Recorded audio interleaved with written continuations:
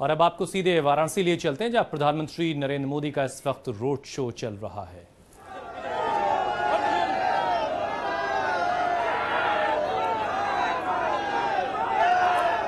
ये बनारस की तस्वीरें, हालांकि इसको लेकर के थोड़ा सा आरोप प्रत्यारोप का दौर भी चल रहा है। इलेक्शन कमीशन ने रिपोर्ट भी मांगी है। निर्वाचन अधिकारी बनारस से जो डीएम होते हैं, कहा ये असल में इल्ज़ाम ये लगाया जा रहा है कांग्रेस की तरफ से कि कल जो रोड शो हुआ था उसकी इजाज़त नहीं ली गई थी। तो बीजेपी की तरफ से जवाब आया कि कल जो रोड शो था वो दरअसल रोड शो नहीं था, वो तो जनता दर्शन था। आज दरअसल रोड शो हो रहा है। ये तस्वीरें देखें आप, बड़ी तादाद में लोग पहुंचे हैं प्रधानमंत्री नरेंद्र मोदी को देखने के लिए। वो एक खुली जीप में सवार हैं, जैसे कल एक खुली कार में थे, और बड़ी तादाद में लोग पहुंचे। बस आखिरी चरण का मतदान बाकी है और ये सारी ताकत दरअसल उसी के लिए दिखाई और लगाई जा रही है।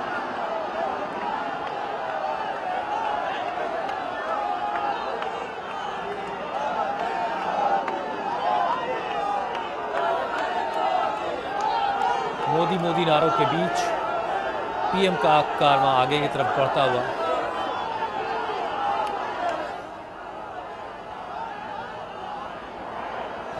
चुनाव अपने आखिरी दौर में है, सिर्फ एक फेज़ का इलेक्शन यूपी में बाकी है और इसी के साथ मणिपुर में भी उसी दिन जो है वो बाकी बची सीटों पर वोटिंग होगी। और इस तरीके से जो 5 स्टेट के चुनाव की जो जिम्मेदारी इलेक्शन कमीशन पर थी वो मुकम्मल हो जाएगी और 11 तारीख का इंतज़ार फिर होगा।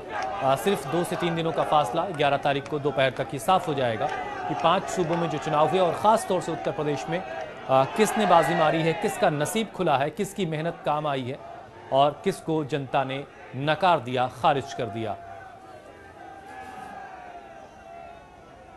ये सवाल तमाम लोगों के जहन में है कि क्या जिस तरीके से उत्तर प्रदेश की सियासत है, बीजेपी ने खुद पीएम का चेहरा सामने रख करके पूरे चुनाव की कैंपेन को किया है और कोई और बड़ी शख्सियत दूसरी नज़र नहीं आई अमित शाह के अलावा। और ये कई बार फ़ायदे का सौदा हो सकता है तो कई बार नुकसान भी हमने बिहार में इसका देखा, जब जो लोकल लीडर्स हैं उनके नज़रअंदाज करने का क्या असर वहाँ रहा वो हमने देखा है। इस दफ़ा भी यूपी में कुछ उसी फॉर्मूले पर काम हो रहा है।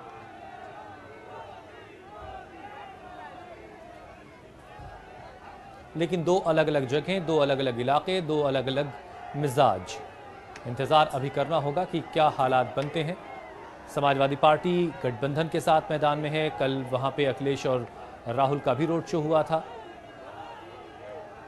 और आज भी कई रैलियाँ समाजवादी पार्टी की 7 रैलियाँ बताई जा रही हैं, क्योंकि बस कल भर का और वक्त है, उसके बाद चुनाव प्रचार का शोर थम जाएगा।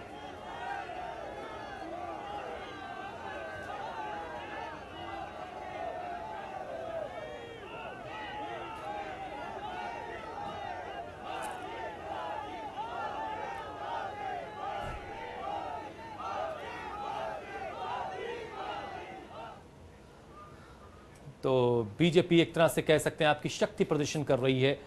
बनारस में आखिरी चरण में वोटिंग होनी है और उस आखिरी चरण के लिए पूरी ताकत तमाम दल लगा रहे हैं, तो बीजेपी भी अपनी पूरी ताकत लगा रही है और पीएम का ये दौरा उसी सिलसिले की एक कड़ी। एक छोटा सा ब्रेक, आप बने रहिए न्यूज़ ऑल इंडिया के साथ।